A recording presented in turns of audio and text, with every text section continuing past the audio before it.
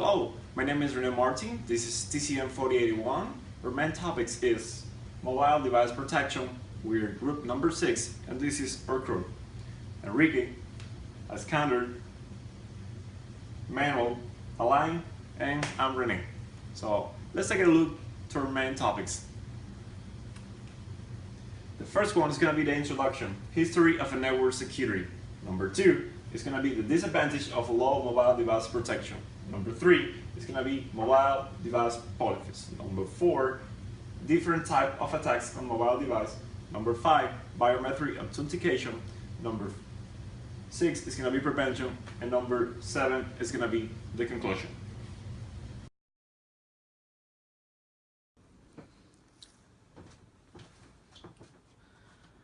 Hello, my name is Alain de Armas, and this is a continuation of Group 6 project for network security with Dr. Pons for spring 2018 term.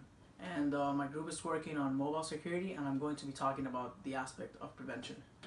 So, first thing I want to talk about is Nokia Threat Intelligence Report, which examines malware infections found in mobile and fixed networks. And this report concluded that 72% of smartphones are vulnerable to attacks. And this is going to be shown in the next image. This image represents the threats by operating systems. The y-axis represents the number of vulnerabilities, and the x-axis represents the year.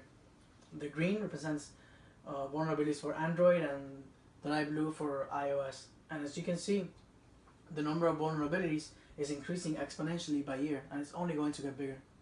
Now I want to say a few things that you can do to protect your data. The first thing that you can do, it looks very simple, and it is locking your phone. Most smartphones, to not say all of them, they come with the option of putting a lock or inputting numbers or a pattern to access the device. And this is something that you want to do with your phone. Also, if your name, for example, starts with an L, please don't make your pattern an L, because it makes it very easy to guess and defeats the purpose pretty much. Next thing is jailbreak. Don't jailbreak your phone. Jailbreaking is removing the security limitations imposed by the operating system vendor. And you don't want to remove this because it leaves you even more vulnerable to attacks, which is dangerous. I know it's nice to have apps from Android on your iPhone, but this comes with a cost, apart from its pricing to jailbreak your phone. Next thing is public Wi-Fi's. Please don't access public Wi-Fi's. Public Wi-Fi's, they're not secure enough, and they leave you vulnerable to a man-in-the-middle attack. If the public Wi-Fi you're accessing is one that you know is very secure, then it might not be as much of a problem. Like, for example, Wi-Fi at FIU is pretty secure, but Wi-Fi at McDonald's, for example, is not very secure, and you don't want to get in there. It's free, and it's nice to get free stuff, but nothing is free in this life. Something comes at a cost, and the cost of connecting to public Wi-Fi is putting your information out there for someone who wants to steal it. The next thing is updating and encrypting. Updating can be time consuming, and it can consume a lot of your phone's memory, but it's necessary because it also updates the security in your phone, and you want to do this. If you don't want to update by any reason, then encrypt your data at least. Put locks on applications such as messaging, images, emails, stuff like that. Any data that's important, you want to put a lock on it, so if someone hacks your phone, then it's harder to get it. The next thing is VPN. Here I put a list of VPNs that are good for mobile devices. I personally use NordVPN because it's cheap and it's very highly rated, and it's like 80 bucks for like 2 years. So it's not that bad, and it protects you because a VPN protects your identity. What it does is that it bounces your IP address of other servers, and for example, you can use the servers of Switzerland and Germany, London, with NordVPN at least, which is the one I use. It's very safe, it's very secure, and it's not that expensive. Protects you, so it's nice. In conclusion, protect your phone. It's very important to keep your mobile devices safe, because again, as time progresses, we put more of our personal lives in our mobile devices, so we want to keep that private. and we don't want to be hacked. So follow these steps, and the likelihood of getting hacked is going to be less. Thank you.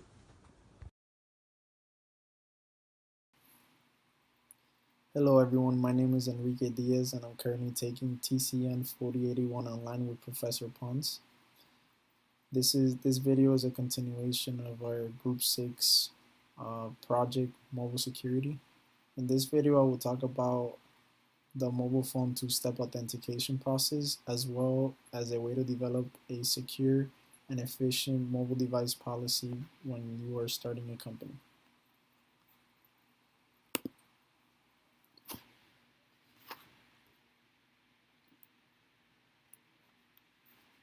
So the mobile phone two-step authentication is definitely more secure than a single-factor password protection.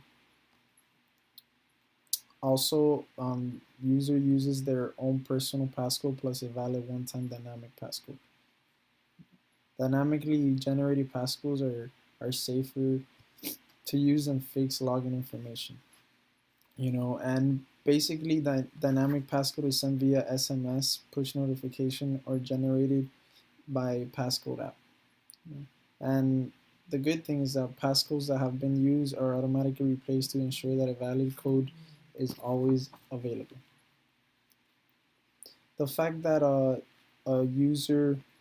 mobile device user always has their phone on them, or at least for most of the time, the two-step authentication is definitely a great way to have a more secure, put this, basically is a more secure protection because unlike just inputting just a passcode and just being able to access a data, you basically the user needs to, or the provider needs to verify the user. Basically, in other words, the user, once he inputs his own personal passcode, the the provider would send via text message, which is the most common way, saying a verification code which the user must input. So it must match,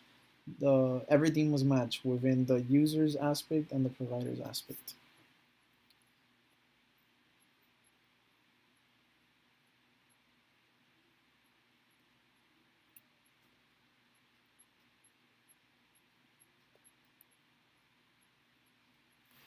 Okay, so the advantages of two-step authentication is basically additional tokens are not necessary.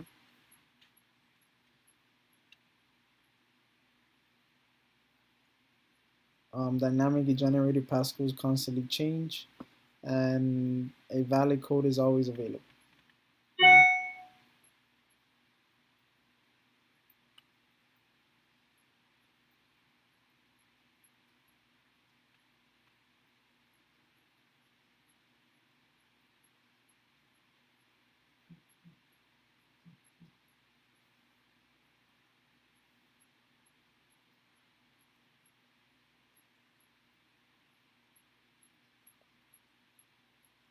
Disadvantages would be that users must carry their phone at all times, and SMS messages can be intercepted, and text messages sent by provider or phone call might experience a delay.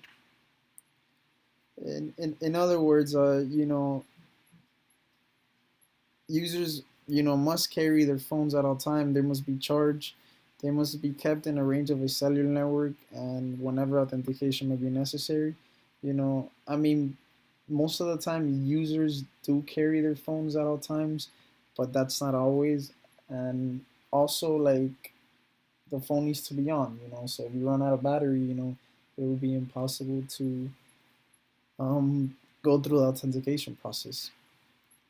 And as well as you need a good cellular signal. Also, third parties can steal and use the token. That happens via text messages. Text messages tend to be intercepted. So, maybe you have somebody that, intercepts the text messages and is able to access, you know, whatever data you're trying to access.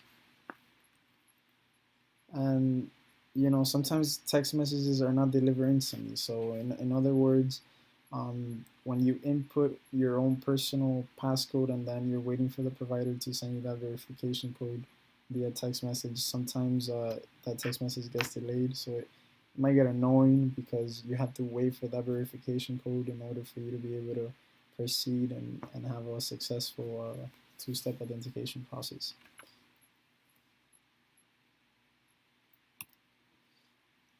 The feature of mobile two-factor authentication, basically GPS microphone and gyro accelerometer. So basically, what this means is that, now it's possible, for example, like by recording the ambient noise of the user's location from a mobile device and comparing it with the recording of the ambient noise from the computer in the same room in which the user is trying to authenticate. So basically, just by your location and the noise in a room, is compared um, to the ambient noise from where you're in the same room where you're at, and if the noises match, then you're able to have a successful authentication.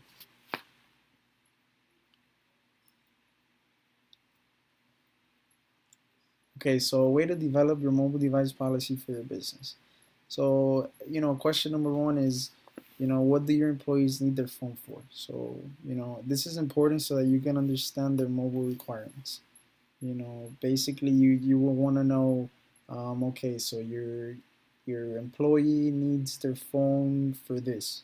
It's kind of like a way to guarantee that your employees can be able to use their phone, and use whatever they need their phone for, but in a way where your company's like security is not at risk, or at risk of breaches, or of at risk of getting having any security hacks, or your network being attacked, or having any threats posed. So that's that. Also, it's important the levels of support.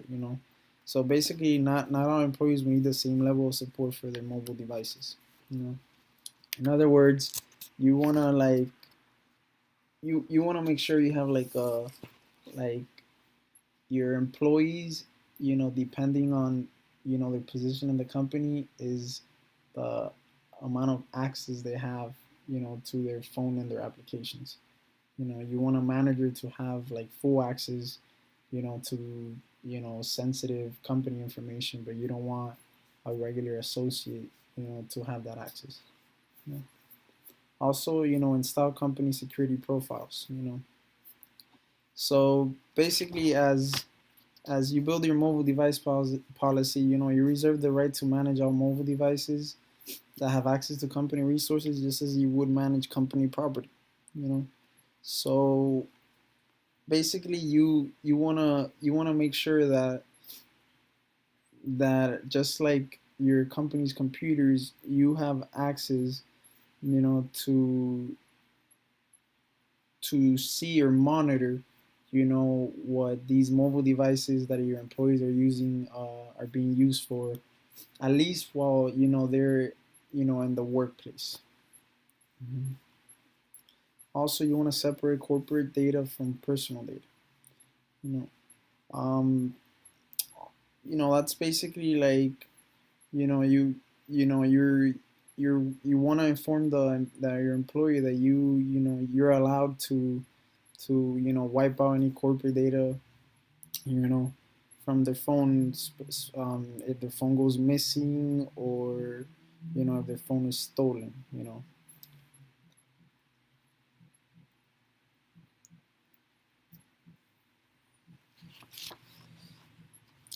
you you want to prevent data security breaches. You want to ensure that emails are encrypted. You want to set forth policies for minimum pin lengths. You want to prohibit simple passwords. Definitely, a longer or more strong, secure password is important.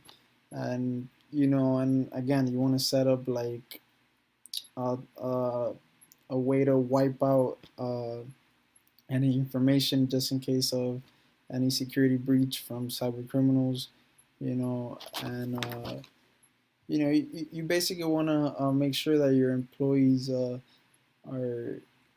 are are protecting their phone in a way that it makes it hard for hackers and cyber criminals to just hack into the system. Also, you might want to disable certain mobile features.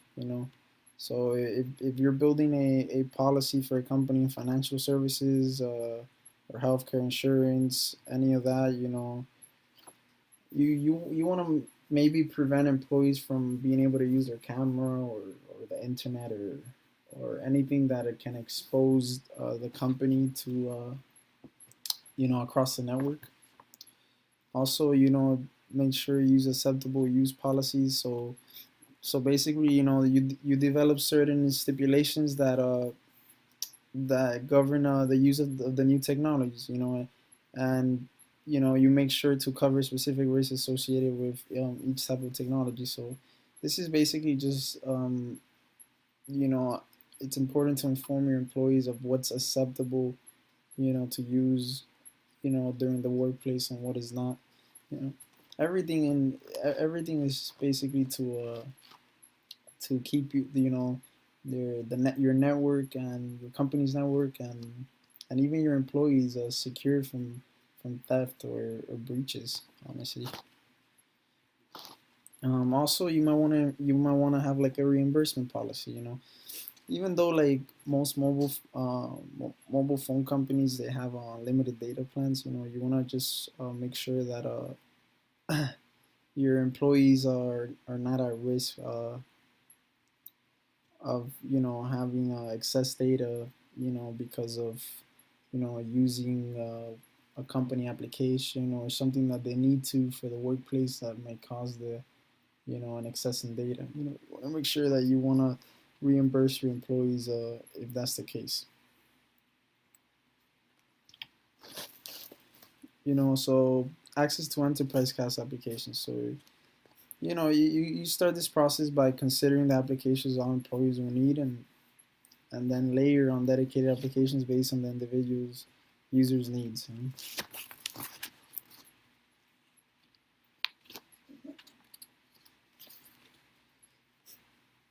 Also, you must tell employees that they must back up their own personal data. Yeah, you gotta tell employees that that's their responsibility and not yours. To store and back up their personal data. This is important just in case you have to wipe out, your employee's phone because of it was stolen or missing, and might serve as a threat to your company's network. You want to make sure that they know that they must back up their phone because you're not responsible for any data that's lost. Mm. And and again, back to the acceptable use policy, employees must agree to that. And this is also a way that to make sure that that employees follow the rules and are far less likely to create security issues. Since they will be aware of the policies to in place to keep corporate data secure. If your employees are informed, most likely they would follow the rules. You know? Also, tell them about consequences for failing to comply with the mobile device policies. And just tell them, oh, this will be the ramifications. If you don't comply with the policy, the mobile device policies. You know, it's kind of like remember, at the end of the day, you're not threatening the employer. It's beneficial for both your company's success and even the employee success in the company. To follow these mobile device policies. And also, most importantly, you want to revisit these policies annually. You know, new technology arrives, new trends come up.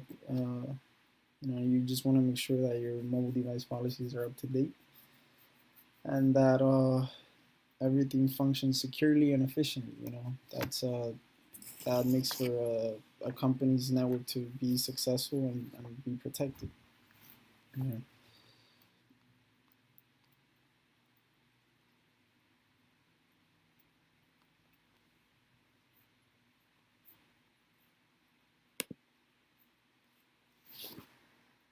So yes, so that's basically my presentation on behalf of the two-step authentication and setting up a secure and efficient mobile device policy for your company, for example.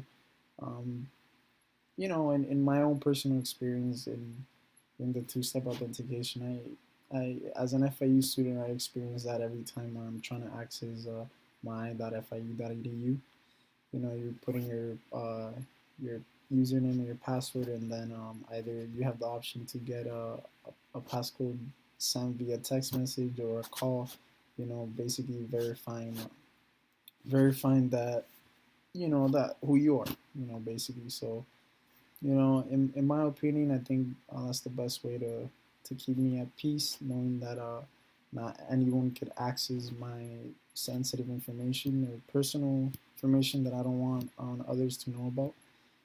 Also, like I've noticed through even your bank account, when I try to access my bank account to another device that's not my own personal device, it kind of sends a passcode just to make sure that the device that I'm using is a trusted one.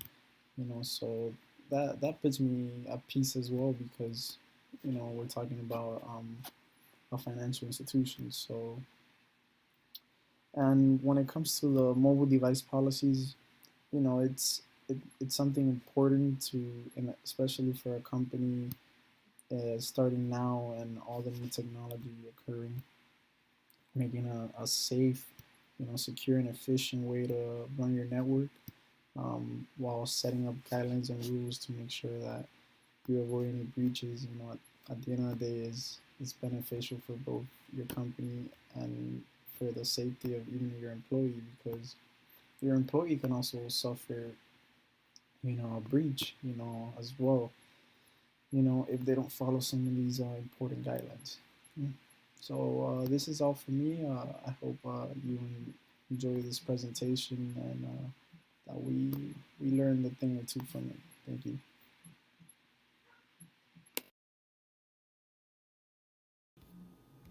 Hello guys, on the continuation of the topic of mobile security will be the attacks on mobile devices.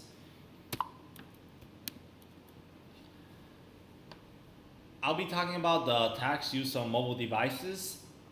One of the main programs that are used is remote access tools.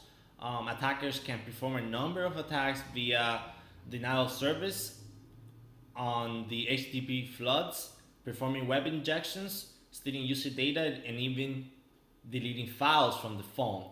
Denial of service attack can be used on mobile devices via rats. So basically, remote access tools can be used throughout the hacking of information to the to the phone. Also, another thing we'll be talking about is APK file infection. Attackers can integrate malware into APK applications that are using the app download store. Basically, they install malware in the applications in the app store, and then once users download it, then you already have an application that has malware running in the background. One of the examples of rats, it would be Droid Jack. There's a screenshots right here.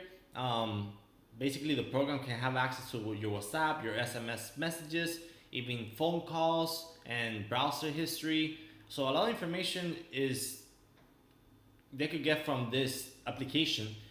This application was up in the droidjack.net website for $200, and it's highly illegal in many states around the world. And honestly, I don't recommend it for anybody to use because you could get in big trouble. The other topic I'm going to be talking about is mobile botnets. Viking Hoarder conducts ad fraud, but can also be used for other attack purposes such as distributed denial of service attacks, spam messages, and much more. Viking Hoarder installs additional malware payloads that can execute any code remotely and potentially compromise the security data on your phone. One of the applications that I use right here, it would be called Viking Jump.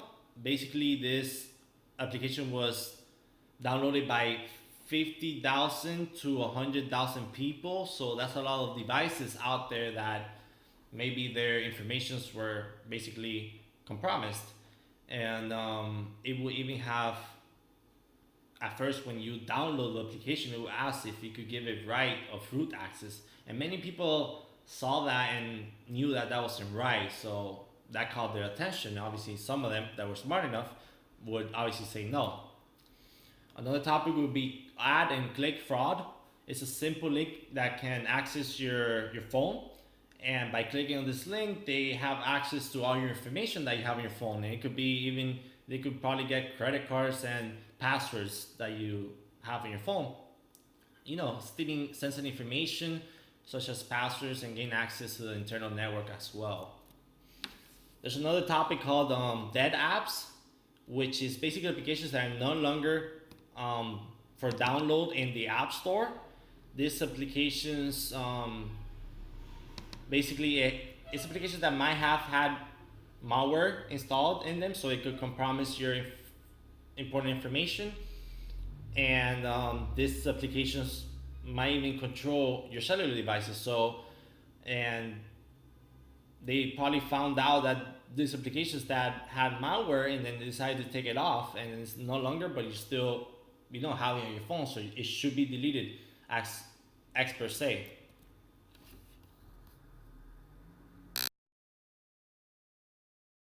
Hi, my name is Manuel Gonzalez, and I will be talking about authentication.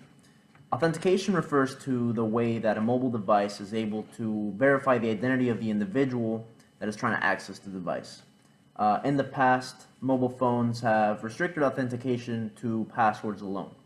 And that's due to the limited technology of the times, but this has become an issue due to the fact that people like hackers have been able to crack these passwords very easily. They've come up with intricate different things like password crackers using Kali Linux and whatnot.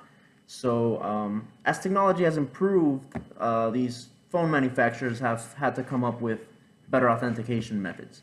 Namely, the authentication method that they've used has been biometrics. Now, biometric authentication can be divided into two main subcategories. The first one is the most widely used method, and it is known as physiological biometric authentication. And as the name implies, this authentication method uses the physiological traits of the individual trying to access the phone. So these can be fingerprints, iris scans, hand scans, retinal scans, or facial recognition. And of the ones that I just listed, the main ones are fingerprint scans and facial recognition. And therein lies the problem with physiological authentication. First and foremost, it's a bit expensive to put the hardware inside the mobile devices to use some of this authentication. So for example, if you wanted to put in an iris scanner, you would need an infrared sensor on the phone.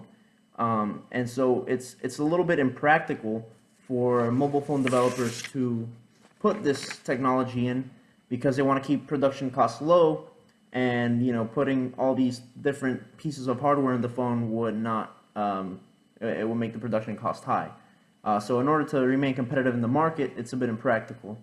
They also want to make phones that fit in your pocket, so putting in more hardware is impractical.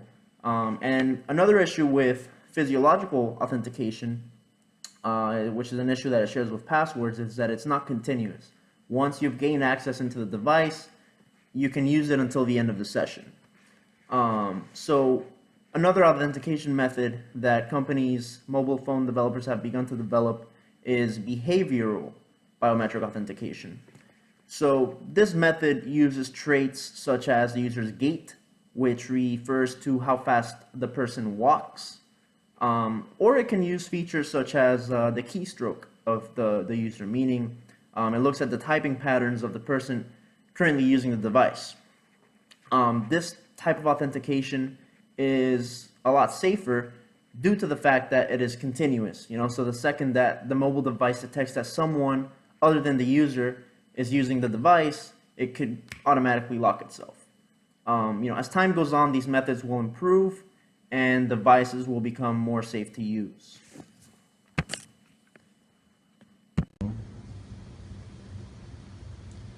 And now is the conclusion. So now let's take a look to our main topics what we were discovering along with the project. It is imperative that all data gotta be encrypted and secured. Also, device policies should be looked over and strictly enforced. And network security attacks must be made a top priority to stop hackers from exploiting. Also, we must further our learning in protecting our device. I hope you enjoy watching. Thank you.